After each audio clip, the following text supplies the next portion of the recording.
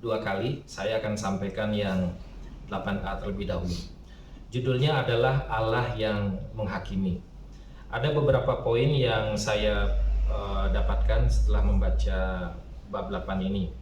Jadi yang pertama adalah kata menghakimi itu sendiri. Jadi Allah yang menghakimi, kita seringkali mendengar mungkin kata yang lain ya, seperti Allah yang mengasihi, Allah yang mengampuni. Tetapi untuk kata Allah yang menghakimi, itu kita harus memberi perhatian khusus ya Bapak Ibu. Lalu yang kedua, poin yang saya dapatkan adalah dalam hal ini siapa yang menghakimi? Tentu yang dari judulnya adalah Allah. Tetapi uraian lebih lanjut adalah dikatakan bahwa Allah memberikan otoritasnya kepada anaknya untuk menghakimi. Lalu yang ketiga yang saya dapatkan, poin yang ketiga adalah siapa yang dihakimi. Dalam hal ini, di bab ini yang dihakimi adalah iblis. Kemudian poin yang keempat, bagaimana cara Allah menghakimi iblis. Kemudian yang kelima, bagaimana dampak dari dihakiminya iblis itu bagi kita umat manusia yang beroleh kasih karunia. Namun pada kesempatan ini mungkin saya tidak akan mengulas semuanya karena waktu yang terbatas. Saya akan mengulas beberapa poin yang awal itu ya. Baik, untuk itu untuk memulainya saya akan bacakan satu ayat terlebih dahulu ya Bapak Ibu Saudara. Dari Yohanes 5 ayat 19 sampai 23. Demikian firman Tuhan. Maka Yesus menjawab mereka, katanya, "Aku berkata kepadamu, sesungguhnya anak tidak dapat mengerjakan sesuatu dari dirinya sendiri, jikalau tidak ia melihat Bapa mengerjakannya. Sebab apa yang dikerjakan Bapa, itu juga yang dikerjakan anak. Sebab Bapa mengasihi anak dan ia menunjukkan kepadanya segala sesuatu yang dikerjakannya sendiri. Bahkan ia akan menunjukkan kepadanya pekerjaan-pekerjaan yang lebih besar lagi daripada pekerjaan-pekerjaan itu, sehingga kamu menjadi heran. Sebab sama seperti Bapa membangkitkan orang-orang mati dan menghidupkannya, demikian juga anak menghidupkan barang siapa yang dikehendakinya. Bapa tidak menghakimi siapapun, melainkan telah menyerahkan penghakiman itu seluruhnya kepada anak, supaya semua orang menghormati anak sama seperti mereka menghormati Bapa. Barang siapa tidak menghormati anak, ia juga tidak menghormati Bapa yang mengutus dia." Amin. Baik, saya akan coba uraikan mengenai poin yang pertama ya Bapak Ibu Saudara, yaitu kata Allah yang menghakimi. Nah, kalau kita dulu mungkin kita lebih sering mendengar bukan kata Allah yang menghakimi, tetapi mungkin lebih sering ke misalnya Allah yang mengasihi. Atau juga mungkin kita sering mendengar Allah yang mengampuni, Allah yang menyelamatkan. Mungkin juga Allah yang menyembuhkan. Dan yang lebih senang kita dengar adalah Allah yang memberkati. Nah, itu kalau kita sudah mendengar Allah yang memberkati, kita senang sekali. Tetapi kita harus seimbang ya Bapak Ibu Saudara. Mungkin kalau bukan di Berea, mendengar kata Allah yang menghakimi ini adalah sesuatu yang mungkin sebelumnya kita kurang memperhatikan kata ini. Maka dari itu pada pagi hari ini kita sama-sama belajar bahwa ternyata Allah adalah juga yang menghakimi ya Bapak Ibu Saudara. Nah, diuraikan di buku ini pada bab 8 ini adalah Allah itu adalah hakim yang adil. Kita harus percaya kepadanya, takut akan Dia, menghormatinya dan memuliakannya.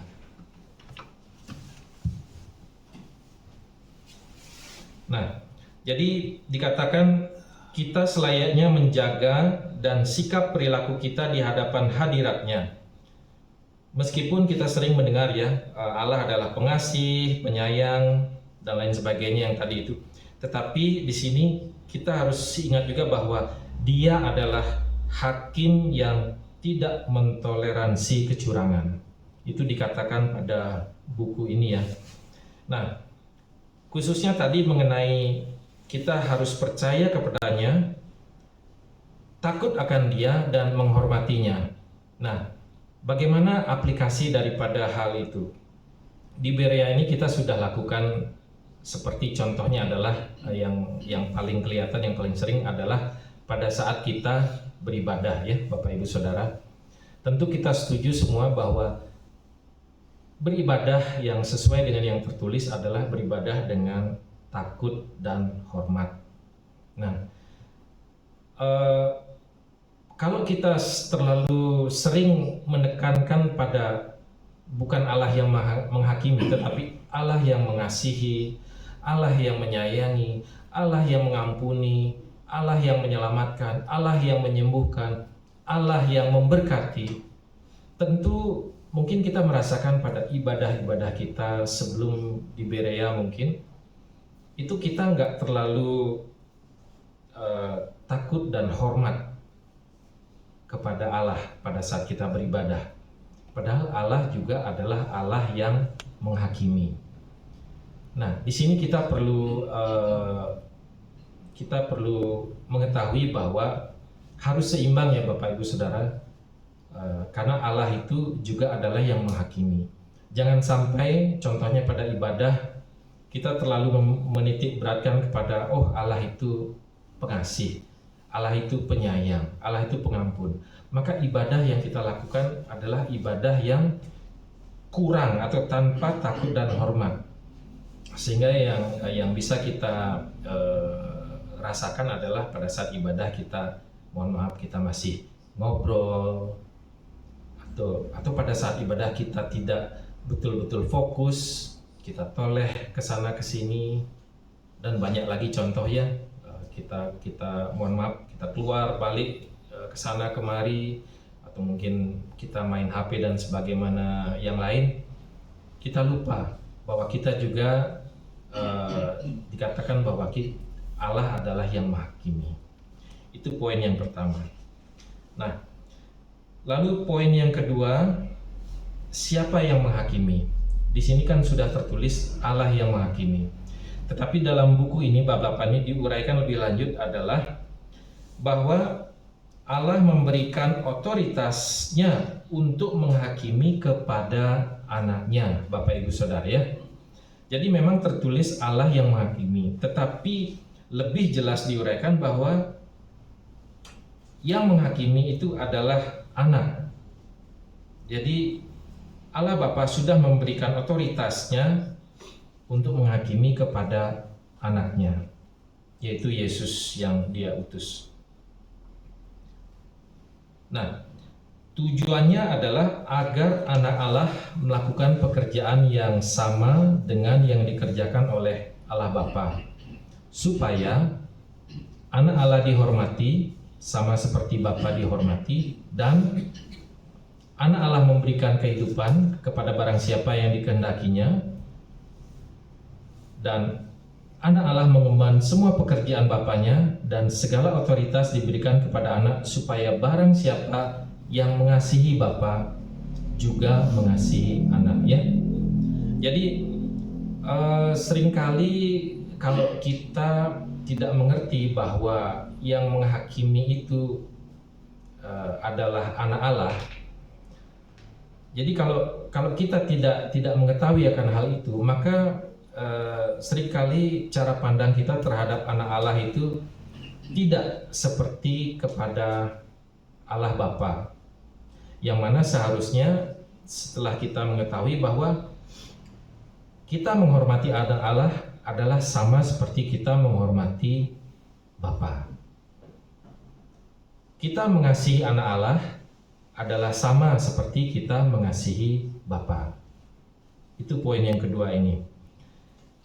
Akibat daripada kita yang belum mengerti bahwa kita harus mengasihi anak Allah seperti kita mengasihi Bapa, itu bisa kita lihat pada contoh seperti orang-orang Yahudi dan juga orang Muslim. Mereka hanya percaya kepada satu-satunya Allah, tetapi mereka tidak percaya kepada Yesus. Sehingga hal ini membuat kebenaran itu tidak ada dalam iman mereka, dan iman mereka tidak berdasarkan Injil. Jadi apabila kita mengerti bahwa Allah telah menyerahkan otoritasnya kepada anak untuk menghakimi, sehingga cara pandang kita kepada anak Allah adalah anak Allah setara dengan Bapa, maka tentu berbeda ya dengan kita menyambut Yesus Kristus. Sehingga dengan demikian maka penghormatan kita, kemudian kasih kita tentunya juga setara kepada Allah Bapa. Kemudian yang berikutnya, poin berikutnya, siapa yang dihakimi? Nah, yang dihakimi di sini adalah iblis ya, Bapak Ibu Saudara. Mungkin kita yang di Berea sudah tidak terlalu asing mendengar kata ini ya, iblis yang dihakimi. Dan kita juga pasti sudah sering mendengar, kita mendapatkan pengetahuan firman, bagaimana ceritanya yang awal mulanya iblis sehingga dia pada akhirnya dihakimi.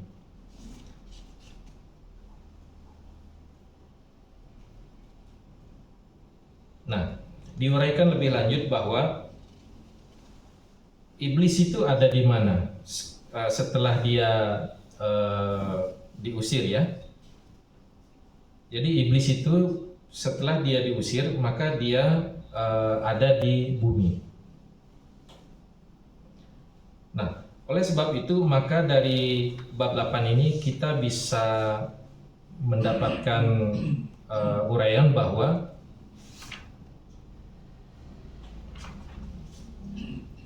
anak Allah itu datang ke bumi adalah yang pertama, Bapak Ibu Saudara ya, untuk menghakimi iblis. Kemudian yang kedua, untuk memuliakan nama Allah di sorga. Kemudian yang ketiga, baru yang ketiga ya, adalah untuk memberikan kasih karunia kepada umat manusia.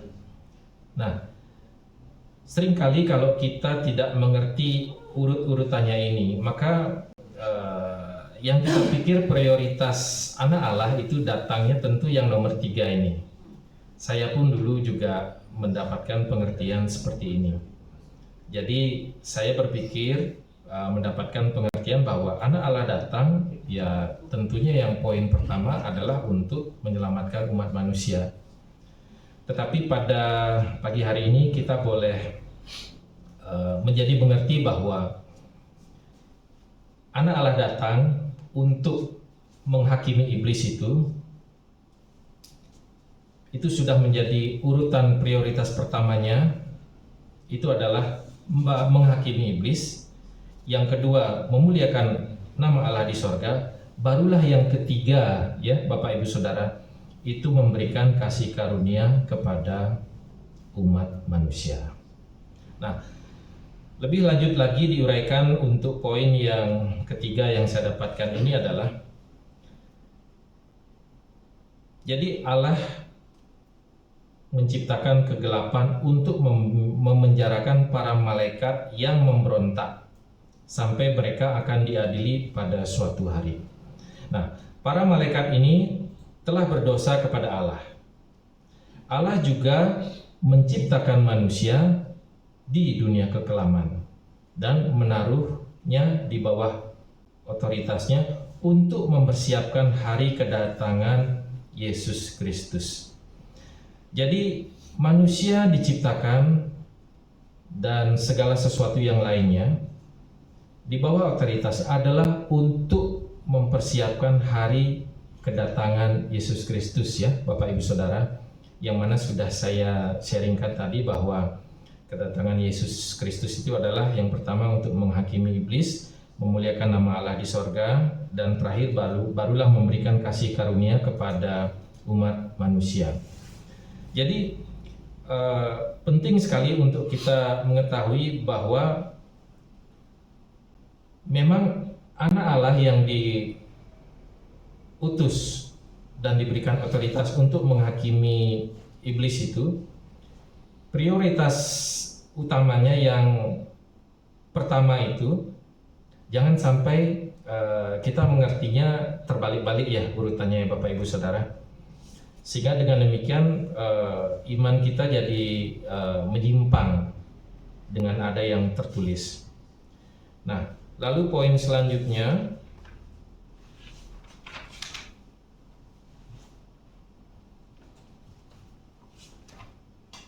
poin yang keempat, bagaimana caranya anak Allah menghakimi iblis. Nah, di sini tertulis bahwa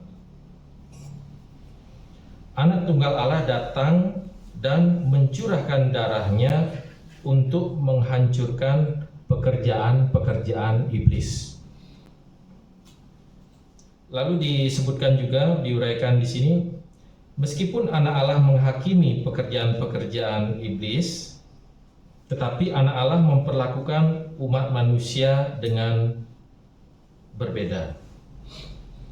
Jadi dikatakan di sini di Kolose 1:13-14 demikian, Ia telah melepaskan kita dari kuasa kegelapan dan memindahkan kita ke dalam kerajaan anaknya yang terkasih. Di dalam Dia kita memiliki penebusan kita, yaitu pengampunan dosa. Jadi pada waktu Yesus datang 2000 tahun yang lalu, Ia menghakimi iblis.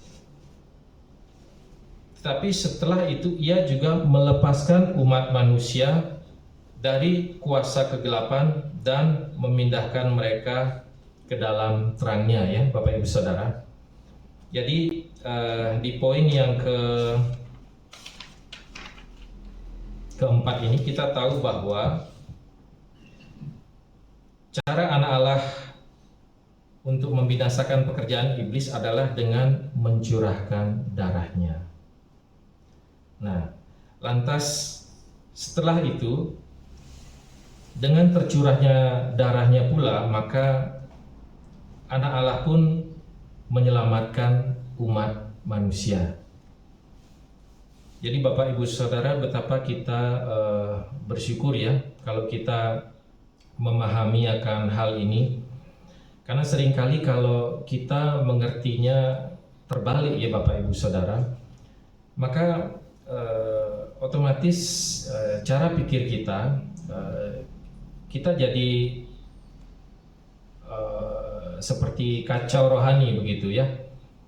Kalau kita menganggap bahwa anak Allah yang utama itu memang datangnya untuk menyelamatkan kita, maka kita cenderung respon kita terhadap kasih karunia itu mungkin terlalu remeh ya Bapak Ibu Saudara. Justru menggampangkan, sehingga kita lupa seperti judul utamanya bab 8 ini, yaitu Allah yang menghakimi. Sehingga seringkali kita menyepelekan, sehingga otomatis takut dan hormat kita juga kurang. Itu bisa kita lihat tadi seperti yang saya sebutkan, contoh kita pada waktu beribadah, kemudian yang lainnya mungkin pada saat kita melayani juga, dalam tanggung jawab kita menerima tugas, ataupun mungkin dalam kita menginjil. Penting sekali, sebab apabila kita kurang tepat memahami akan pengertian-pengertian ini, jadi kita menginjil pun dengan pengetahuan firman yang kurang tepat, sehingga roh jiwa yang kita mau menangkan bukannya mengerti, tetapi jadi kacau rohani.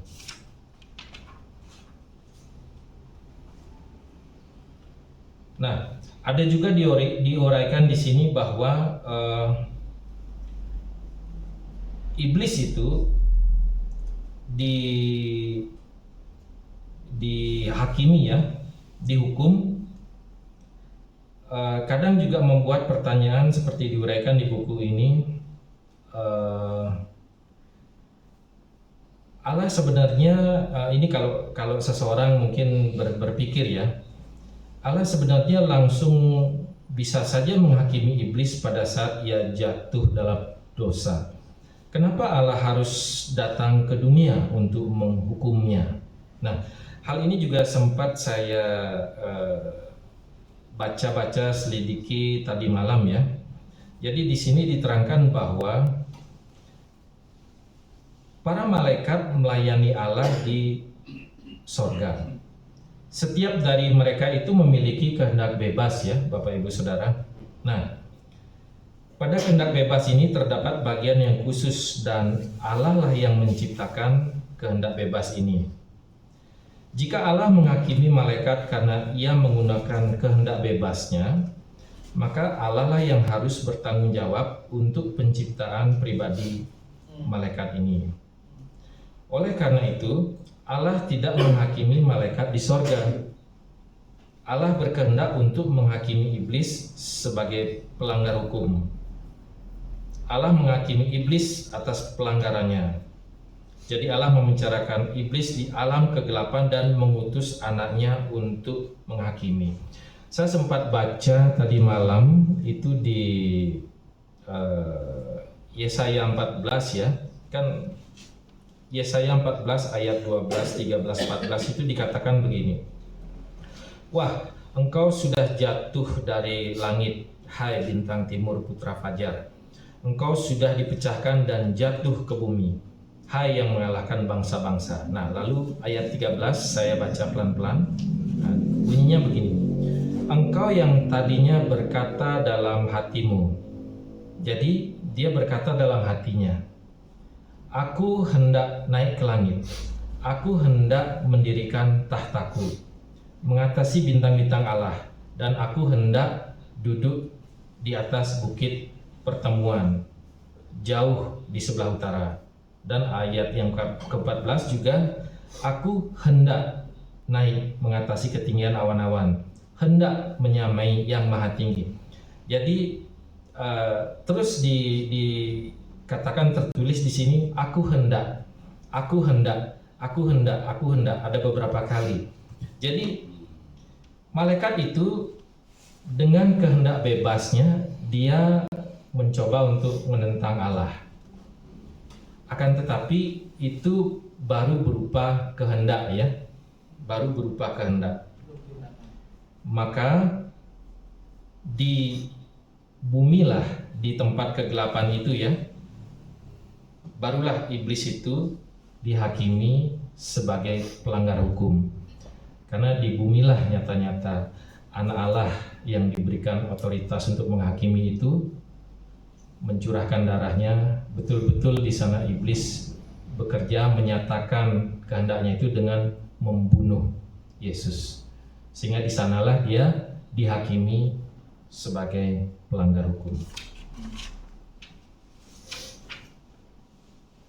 Jadi dengan demikian di bumi itu terungkap dengan jelas sudah bahwa iblis adalah sang pelanggar hukum. Nah, sudah sampai di bagian saya nih, sudah habis 6 lembar. Sisanya 8B, ada 6 lembar berikutnya. Mungkin boleh nanti minggu depan akan disampaikan oleh rekan saya yang lain. Jadi sebagai penutup ya Bapak Ibu Saudara, tadi saya uraikan beberapa poin untuk kita secara sederhana mengambil intisarinya. Jadi yang pertama saya mendapatkan poin bahwa kita harus jangan sampai tidak tahu ya atau lupa bahwa Allah adalah yang menghakimi. Jangan kita mengingat yang baik-baik saja, terutama yang Allah yang memberkati, itu populer sekali kalau ada yang menyebut itu. Tapi Allah juga yang menghakimi. Lalu memang dikatakan Allah yang menghakimi, tetapi Allah yang poin yang kedua, Allah menyerahkan otoritas untuk menghakimi itu kepada anak. Sehingga lebih lanjut lagi uraiannya adalah kita harus sudut pandang kita kepada anak adalah anak itu setara dengan Bapa. Maka kita hormatnya sama seperti menghormati Allah Bapa, takut Allah Bapa, mengasihi sama seperti Allah Bapa. Tidak seperti kaum Yahudi dulu ataupun umat Muslim dan yang lainnya. Lalu siapa yang dihakimi dalam uraian ini? Kita sudah jelas bahwa yang dihakimi itu adalah iblis. Dengan uraian-uraian yang tadi bahwa iblis yang dihakimi, maka kita tahu bahwa prioritas anak Allah itu datang menghakimi iblis, memulihkan kehormatan nama Allah, baru terakhir memberikan kasih karunia pada umat manusia. Dan yang terakhir poin yang saya dapatkan tadi, bagaimana caranya anak Allah mencurahkan darahnya, menghukum, menghakimi iblis itu. Dan memang iblis itu terbukti melakukan pelanggaran setelah dia terbukti di bumi ini dengan membunuh anak Allah. Baik Bapak Ibu Saudara, demikian yang bisa saya sharingkan pada kesempatan pagi hari ini. Mari kita tutup dengan doa.